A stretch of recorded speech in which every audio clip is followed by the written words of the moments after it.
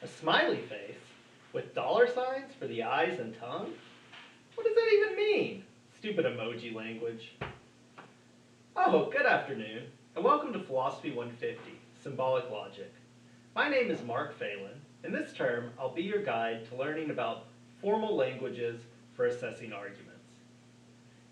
In symbolic logic, we're most concerned about sorting the good arguments from the bad arguments. When we talk about arguments here, in logic or philosophy more generally, we're not talking about the kinds of shouting matches you might see between co-hosts on Fox News or MSNBC. Instead, we're thinking about structured reasons for believing a particular conclusion. Such arguments might appear in your local newspaper in an editorial, or, in a legal case by a lawyer, or in philosophy papers, of course. Our main tool for assessing these arguments to determine which ones are good is going to be formal languages. And indeed, most of our time this term will be spent in developing and learning about formal languages. What are formal languages? Well, let's turn to the PowerPoint. Okay, welcome to the PowerPoint. In order to get a sense of artificial languages, such as those languages we'll be studying in symbolic logic, we first need to contrast them with natural languages. And to begin here, I want us just to enumerate some different natural languages and artificial languages. Natural languages include things like English, Arabic, and Tagalog. Artificial languages, on the other hand, include things like set theory, the programming language C, and the languages we'll be studying this term, sentential logic, or SL as we'll call it for short, and quantifier logic, or QL.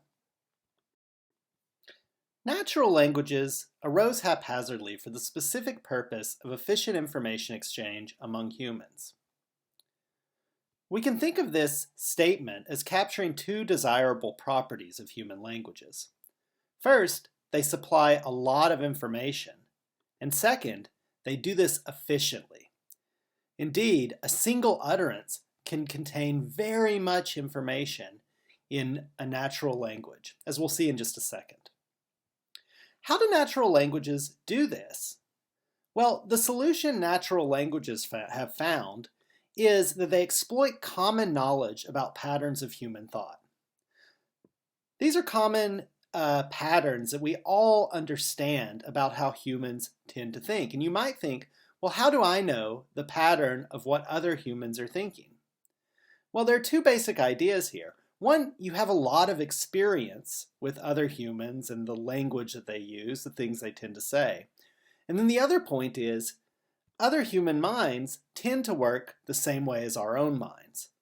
So these two avenues actually give us quite a bit of understanding of how human thought works, and natural language exploits this common knowledge to supply a lot of information efficiently by means of single utterances. Let's consider an example. So in this example, imagine that you are standing on College Avenue around noon. I know it reminds us of simpler times. We'll get back there again. Around noon, you're standing on College Avenue, and a man walks up to you and says, "Can you recommend a good restaurant?" Now, there are a few things you are not going to do in response to this question. For example, you are not going to recommend a restaurant that opens at 5 p.m. if it's noon. Nor are you going to recommend a restaurant in Tokyo, Japan. Why not? Why aren't you going to do these two things? Well, it may seem pretty obvious. You're not going to do these two things because you infer that if a person is asking for a restaurant recommendation at noon in Appleton, they're really asking for a recommendation of where to eat at noon in Appleton. If they're asking here and now, then they're probably asking about where to go here and now. But notice, none of those details were explicitly stated. The person didn't say, "Can you recommend a good restaurant to me that's open at noon in Appleton, Wisconsin?" They weren't explicitly stated because they didn't have to be, because you're both humans and you know how human minds tend to work. In other words, you infer that if someone is asking you this at this time, They want some information that is going to help them make a decision in just this instance. Okay, another example of how languages function to convey a lot of information easily. Consider the following fact stated in the natural language of English. My friend Aaron has 2 sons. This is true. Okay, now I'm going to ask you a question. Does Professor Phelan's friend Aaron have 3 sons? Consider this for just a moment. Do you think, based upon this fact, that my friend Aaron has 3 sons? Your choices are yes, no, or you're not sure. Now, I suspect many of you thought that the correct answer was B, no, Professor Phelan's friend Aaron does not have 3 sons. And your assumption ran something like this. Since Aaron is his friend, he must know about her kids. Typically, people supply the most specific information they have access to. It would be unspecific to point out that she has 2 sons when she has some number of sons more than 2, even though it's true that someone who has 3 sons has 2 sons. So, he must mean Aaron has 2 and only 2 sons. But indeed, this is false. My friend Aaron has 3 sons. And that is consistent with the fact claimed above that Professor Phelan's friend Aaron has only 2 sons. So even though I said something true, you inferred more information that was given by that true utterance because you know how humans typically work. All right. Natural languages involve certain trade-offs. First of all, as we've been at pains to mention, natural languages are made for human minds, so they're easy for humans to learn and to use effectively. However, natural languages are made for human minds, so they are subject to specific shortcomings related to the nature of these evolved organs. And these shortcomings include that natural languages rely on contextual cues in order to determine meaning, that natural languages are perception-based and not really designed for abstract reasoning, as we'll see in a minute.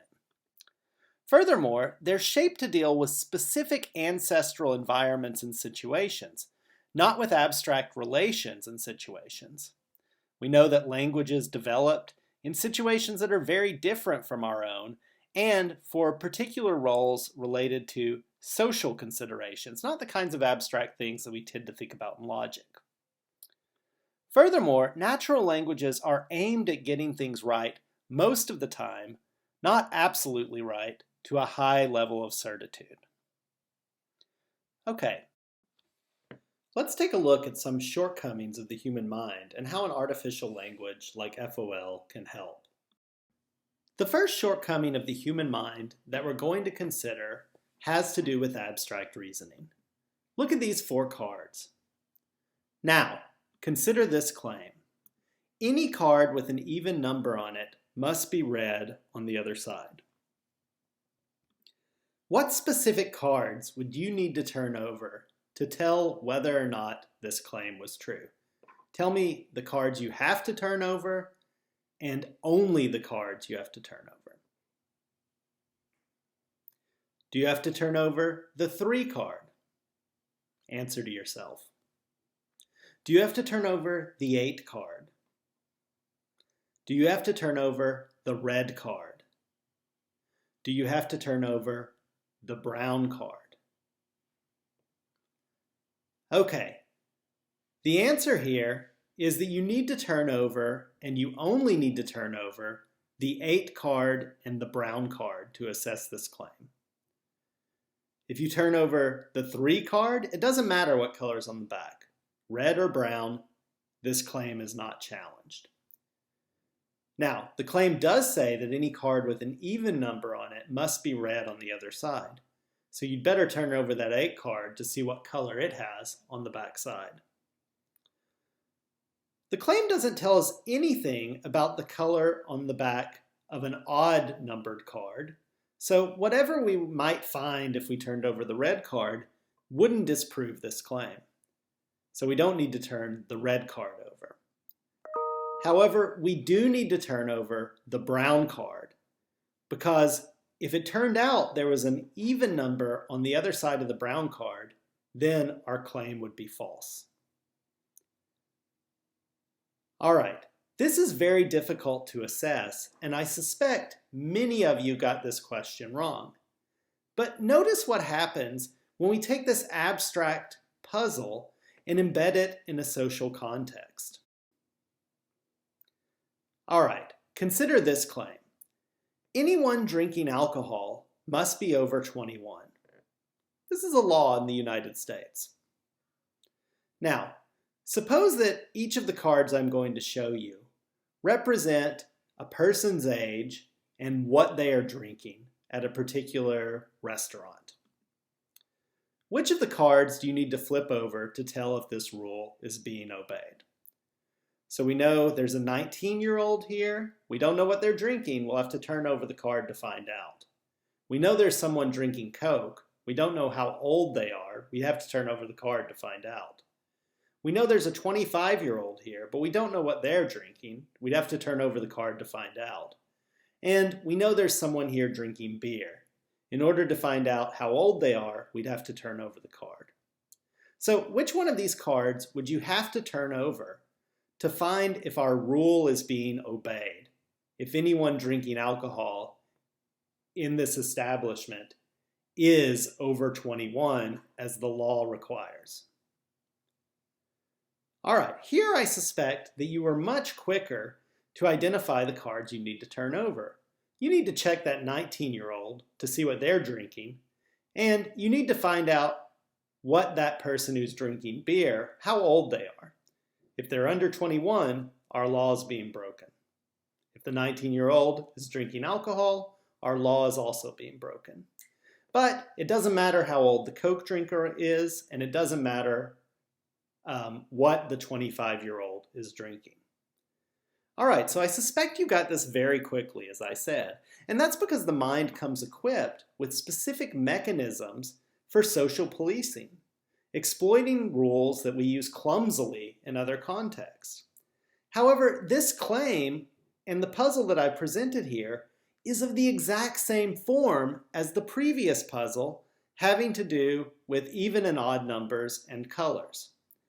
How are we so much better at figuring this out in this context than we were the previous puzzle?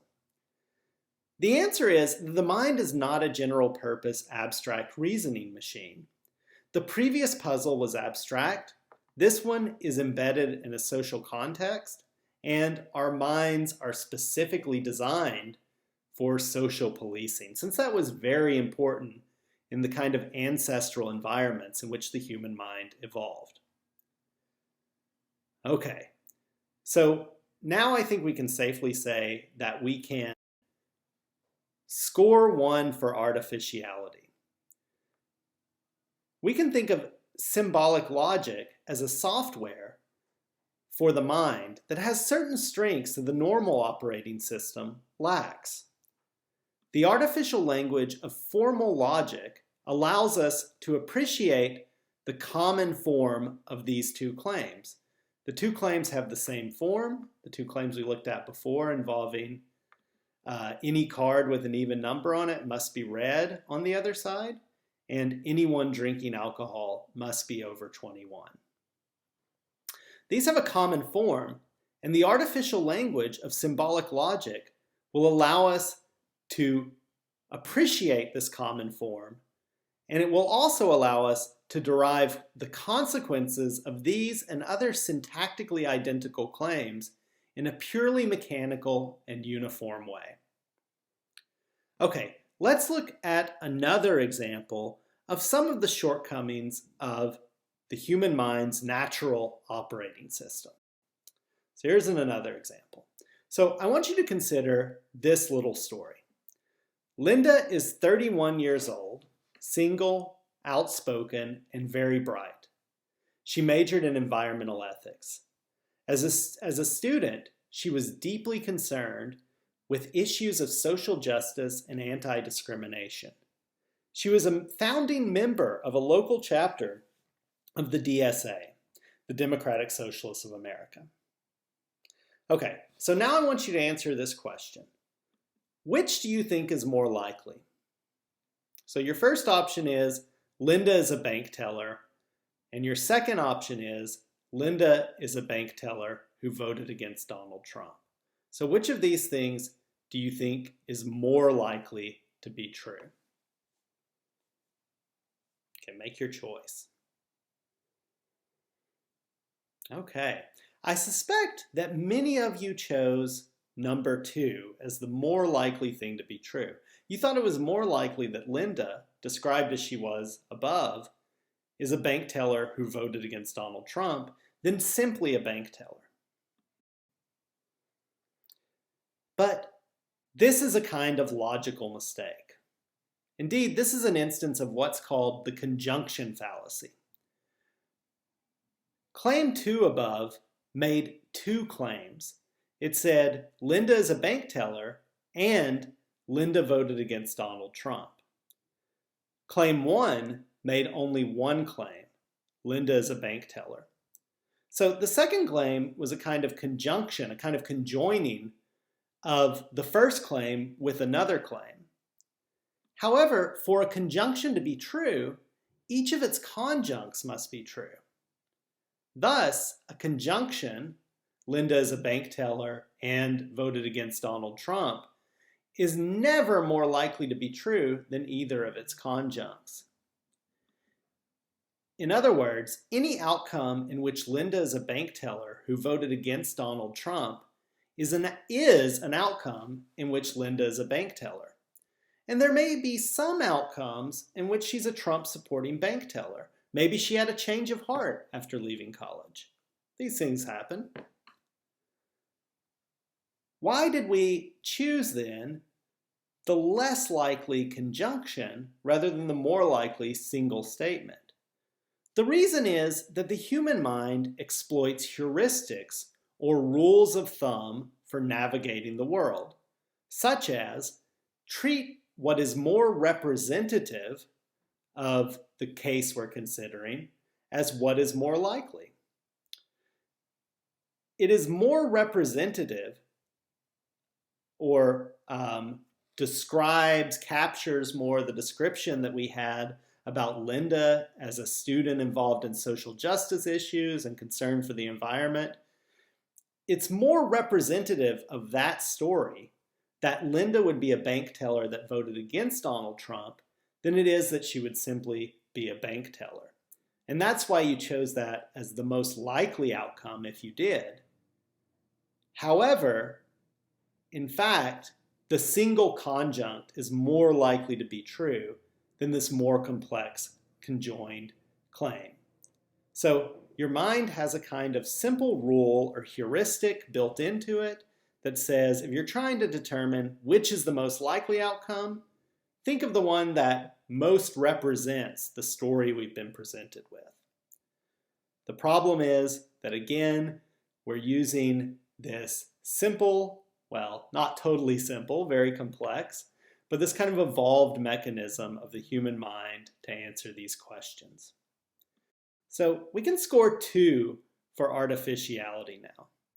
Artificial languages allow us to appreciate the abstract form of statements, which allows us to derive purely deductively and certainly what the assumptions are that have to be the case, or what the conclusions are that have to be the case if that thing is going to be true. And artificial languages allow us to avoid some pitfalls that are built into the heuristic reasoning of the human mind. Sentential logic and quantifier logic, like other artificial languages and systems, are constructed specifically to preserve truth relations between sentences. In other words, they aren't aimed at getting things right most of the time, as our typical human heuristics are aimed at, but they are instead aimed at getting things absolutely right. They don't exploit heuristics or rules of thumb. Thus, you can apply rules of symbolic logic in a purely mechanical way to derive what is absolutely true, even in abstract cases.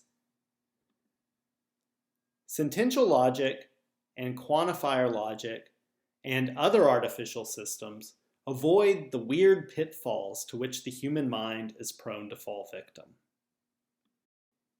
Let's sum up. The languages of symbolic logic, sentential logic, and quantifier logic are not intuitive, and they'll take a lot of deliberative, attentive work to master. But although symbolic logic is not intuitive, it has strengths that natural languages and natural minds lack. As will be seen this week and in the weeks to come, symbolic logic will help us resolve ambiguity and assess whether an argument is good. What's more, symbolic logic will teach you a great deal about natural languages and the way your mind works. Thank you. I'll see you next time.